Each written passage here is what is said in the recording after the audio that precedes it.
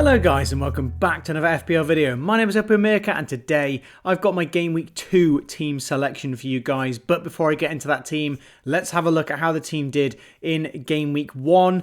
And it was an alright game week. It wasn't the best of starts, but it certainly wasn't the worst of starts. And as we all like to say, you can't win FPL in the first few game weeks, but you can certainly lose FPL in the first few game weeks. And I think I've done alright here. Score of 59 in total and a rank of 3.8 million. It was a lot less than some of the scores I saw on online, and it will definitely be lower than some of the ones I'll talk about in this video. But yeah, it was. I saw lower scores as well, so it was okay. I think I'm still definitely in the running. I think the big disaster in the team was not having Salah. Of course, Salah did what Salah always does on Game Week 1, and I shouldn't really be surprised that he did as well as he did, getting a goal, assist, and I believe all 3 bonus points as well. Absolutely amazing performance from him. But I did own Saka, who did almost as well, and I did also have Jota, who did score goals in that Liverpool game, so I think I covered him all right. The main issue with the team came down to 2 players, and that was Kwanzaa and Kamada. Kwanzaa obviously getting hooked at half-time. We correctly predicted he would start.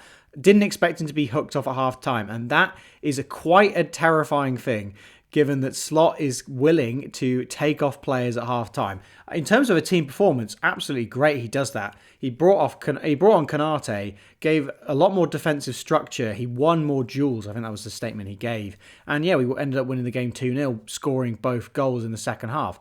But the fact that Liverpool players could get hooked at half-time if they're having a bad performance is pretty terrifying, especially for a lot of their assets, especially for the likes of Jota, when there are so many other attackers to choose from. Something that gives me confidence, though, about Jota is Darwin Núñez didn't even come off the bench. He wasn't given any minutes off the bench. I think that tells me that Jota is very firmly first choice at the moment, and he had a good game. He had a good game against Ipswich, so I think he will continue to start, so I'm not too worried about him. I am disappointed, however, in Kamada, who was supposed to be my little differential at 5.5 million. A little bit of a different punt to the likes of Minte, the likes of Smith Rowe, those kind of players. And he just wasn't very good. He got a yellow card, he came off early, and yeah, he didn't feel great. He is my 8th attacker though, so I can't really expect too much from him. But given he was my biggest differential, I think only 1% owned, I was a bit disappointed in his performance. So yeah, not great. And Kwanzaa, I think, is going to be very limited now as an asset, given that I think Konate is now going to be first choice. I was very confident in Kwanzaa going into the season, but yeah, I'm absolutely not anymore. And yeah, the rest of the team was fine. Annoyed with the Gordon blank though. Gvardiol and Gabriel keeping clean sheets as we knew they would. Annoying that Kwanzaa didn't get the clean sheet, given that Liverpool didn't actually concede a goal. Crystal Palace losing their clean sheet. Again, it was against Brentford, who were pretty good in attack. Wasn't really expecting a clean sheet there. Isak getting 5 points, doubled to 10. It wasn't a great performance from Isak. I don't even think he had a shot on target, but it wasn't helped by the fact that Newcastle went down to 10 men quite early on in the game, which has a massive impact on players' attacking output. Not too sure that was a red card anyway. But yeah, and happy that I've got Haaland in the team because he did look good, perform well. Didn't score as high as Salah, but I'm happy I've got him in the team. I would have liked a team with both Haaland and Salah in. I did have plenty of drafts with the 2 of them in. But yeah, not too the team looks all right. And Muniz getting a blank when Wood managed to score a goal wasn't great. Wood has definitely outscored him for this game week, but I'm hoping he can do better in the future game weeks to come. And yeah, I think good with the benching decisions there. And I'm very happy about my choice to have benching headaches every week because in case there were issues, and there has definitely been issues that have arisen. So yeah, it was an all right game week there, 3.8 million. Moving on to how the Game Week 2 team is looking. I have lost 0.1 million in squad value there, as you can see. I have kept Kwanzaa. I'm not willing to really use a transfer on him at the moment. The one player I'd want to get in is Robinson, and he was already in the team anyway. And again, I'd just be giving myself a benching headache by transferring Kwanzaa. He could potentially become good. He might win his place back for all we know, but there's no point me using a transfer on Kwanzaa, given I have perfectly viable cover for him. I'm probably going to play Gvardiol, Gabriel and Robinson as my back three for quite a few game weeks now. So it's fine. Kwanzaa can just sit on the bench for me. This is why I specifically gave myself an all-rounded team so I could deal with these issues when they arose. And obviously we didn't know what they were at the start of the season. In terms of the rest of the team, I'm a little bit concerned about Nkunku. He did come off early. We all thought he was a great asset, but and that he would be at risk for minutes, but I think we might have underplayed that given how good he is in comparison to his minutes. I'm hoping he gets that start against Wolves. I think he will. I'm hoping he gets to 60 minutes this time as well. And it's definitely between him and Kamada in terms of that first bench spot there. I'm definitely going to play Muniz. That's a really nice fixture home to Leicester. Again, really wish I had Trent and Salah in this team, but you just can't have anyone. And I quite like having the Arsenal defender there. They have incredibly good prospects of getting a clean sheet every single game. And yeah, having two Man City assets against this home to Ipswich team. Ipswich didn't even look that bad, to be honest. They looked all right against Liverpool. Let's see how they do when they're at the Etihad, which is going to be their hardest test of the entire season. I think there is genuine potential. So obviously my captaincy is going to be on Haaland. Not even questioning it. I'd like to go differential, but no, it's just too obvious going for home to Ipswich for Haaland. I could potentially activate triple captain. I'm probably about 10% on that at the moment. Not very likely at all, because I do like using the triple captain in a double game week. But there is certainly viable to use the triple captain for this game. It's a home game for Haaland against a newly promoted team. We don't really have much data on who the best and worst teams are, but you would think at the time being that Ipswich would be one of the best defences to play against. We know he's fit. We know he's going to play all these minutes. We're not going to have issues later down the line with Champions League, with injuries, rotation, stuff like that. So you are basically guaranteeing 80, 90 minutes out of Haaland at home against Ipswich. It could be a really good time to use triple captain. I'm not going to use it personally. I am going to wait until the double game weeks, even though there are less of them this season. But yeah, I'm just going to keep him around. And again, the rest of the team I'm happy with. My intention this game week is absolutely just to roll the transfer. There's a few players that have definitely caught my eye. Salah, as I've mentioned, but again, really difficult to get into my team. I'd basically have to sell Haaland to get him in, and I'm not going to do that. So I'm just going to go without Salah and hope that Jota can cover for him. I was definitely impressed with Eze. Really unlucky that he didn't get any returns, to be honest, but I would definitely hold on to Eze if you've got him. He looked very, very good. And I mean, if you look at his shot map as well in that game, he kept taking shots from the left side of the box. And I watched the highlights and I was like, he could have got so many assists if he just squared it like a couple times. He was just constantly shooting from that area. But yeah, he will definitely get returns. It could be this game week as well. So I definitely hold on to him. And like I said, it's definitely close between Nkunku and Kamada for that first spot. Basically depends on whether I think Nkunku plays and how many minutes he gets. If I don't think he starts, then obviously I just start Kamada.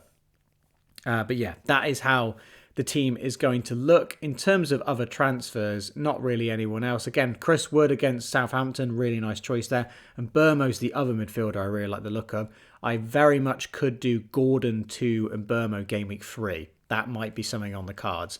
I know Brentford's fixtures aren't the best, but in game week 3 they do play Southampton at home, which is a massive game for a massive potential game for points. So Gordon 2 and Burmo could be a move on the cards, and I don't really mind about the squad dropping in value. I know that in the beginning of the season, losing 0.1 million on a player means you can't do a direct swap to someone at the price point, which is something that I like to do, and I like to have price points covered.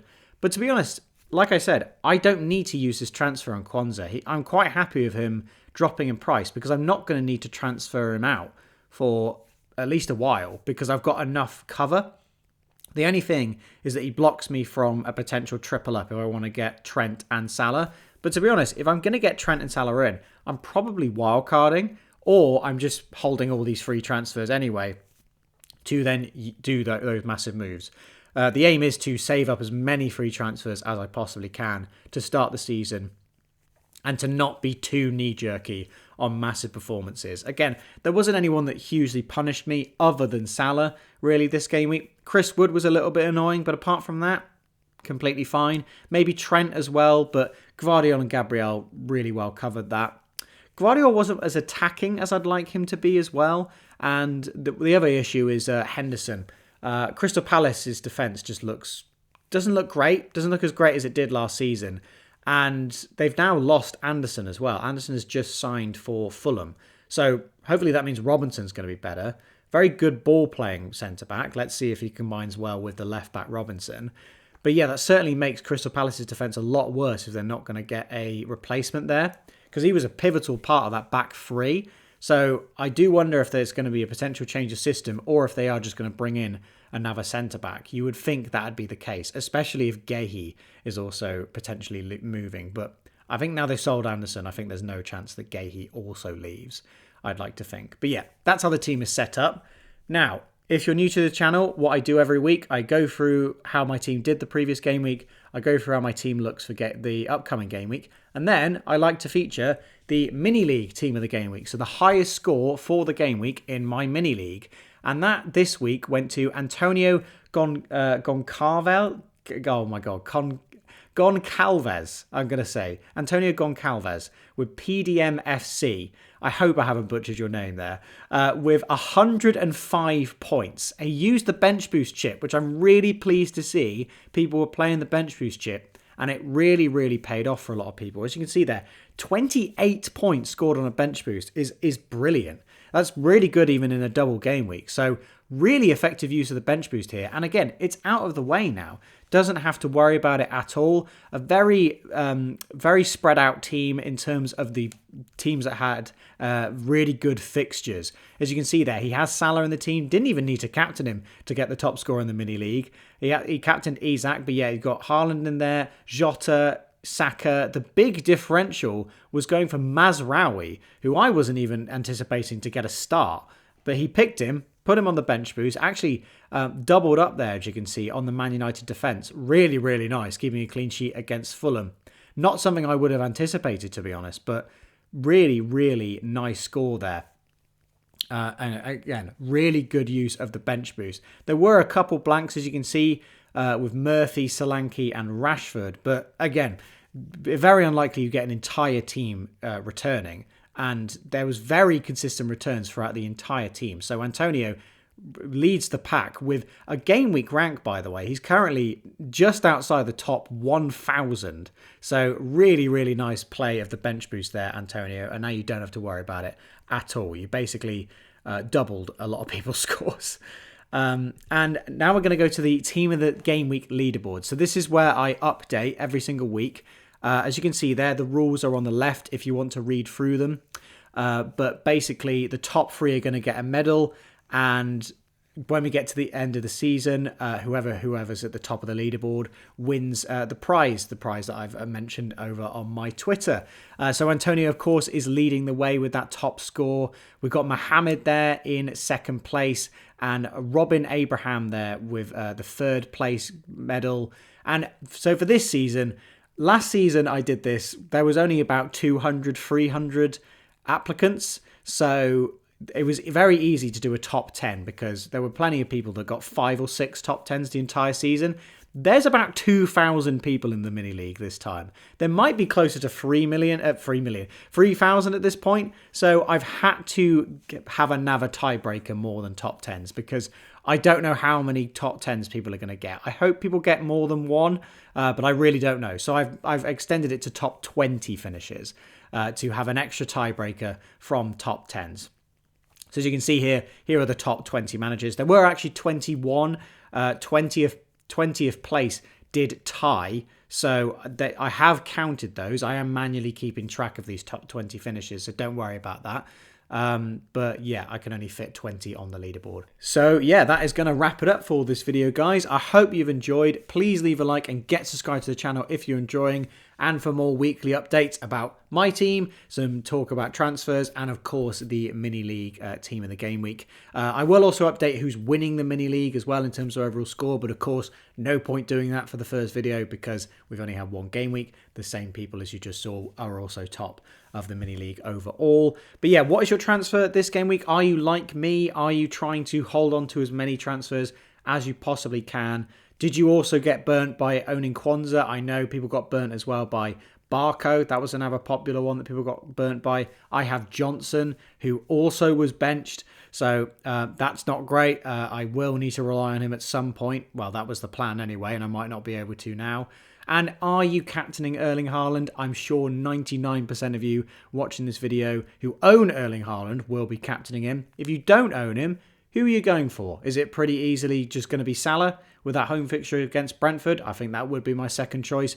Or are you going differential? I think it's a bit early to be going that differential, just in case Haaland absolutely smashes it. But let me know if you are going differential and let me know who your pick is. But I hope you've all enjoyed this video and I'll see you in the next FPL video.